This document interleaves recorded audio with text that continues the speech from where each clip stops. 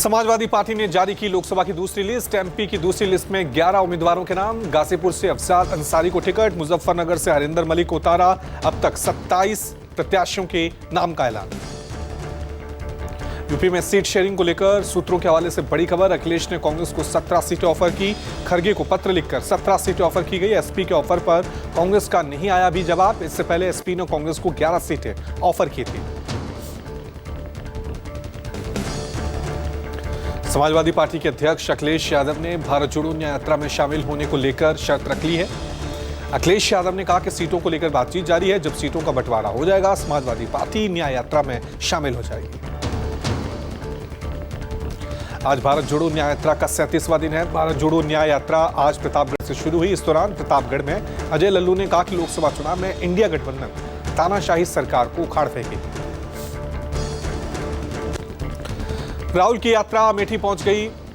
राहुल की यात्रा में भारी भीड़ देखने को मिली। बाबूगंज में राहुल गांधी ने जनसभा को संबोधित करते हुए केंद्र सरकार पर प्रहार किया। राहुल गांधी ने कहा कि किसान एमएसपी की मांग को लेकर आंदोलन कर रहे हैं, लेकिन सरकार उनकी सुन नहीं रही है। लेकिन अगर हम सरकार में आए तो किसानों को एमएसपी की गारंटी देंगे। राहुल ने कहा कि सरकार ने अमीरों के 14 लाख करोड़ माफ कर दिए। राहुल गांधी खरगे जनसभा को संबोधित करेंगे।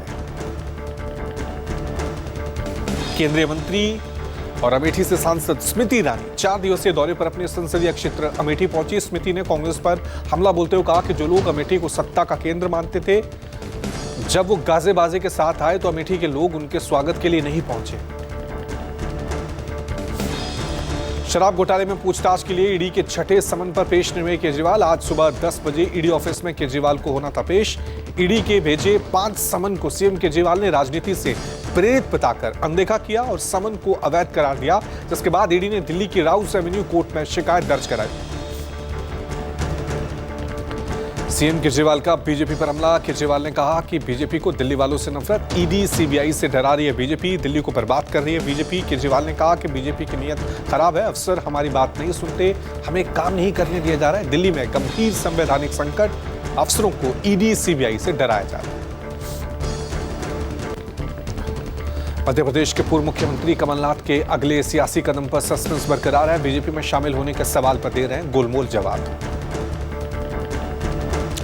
कमलनाथ से मुलाकात के बाद बोले पूर्व मंत्री सज्जन सिंह, कमलनाथ के बीजेपी ज्वाइन करने का सवाल काल्पनिक, न जाने कहां से आया है ये सवाल। कमलनाथ काल्पनिक सवालों का जवाब नहीं देंगे।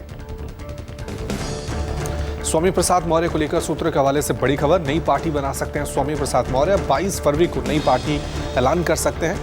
स्वामी प्रसाद मौर्य ओबीसी नेताओं के साथ नई पार्टी बना सकते हैं। हाल ही में एसपी महासचिव पद से इस्तीफा दिया है। यूपी के संभल में पीएम मोदी ने कल्की धाम की आधारशिला रखी। इस मौके पर पीएम मोदी ने कहा कि राम और कृष्ण की भूमि से भक्तिभाव और अध्यात्म की एक और धारा प्रभावित हो रही है। संभल में एक और पवित्र धाम की नींव रखी गई। आशीर्वाद बना रहे ताकि ऐसे और काम करता रहो। पीएम ने विपक्ष पर निशाना साधते हुए कहा कि कुछ लोग अच्छा काम मेरे लिए छोड़कर चले गए हैं। आने वाले समय में जो अच्छे काम रह गए हैं वो भी पूरे होंगे। कई एकड़ में फैला कल्की धाम एक ऐसा मंदिर होगा जिसमें 10 गर्भगृह होंगे। 10 अवतार को विराजमान किया जाएगा।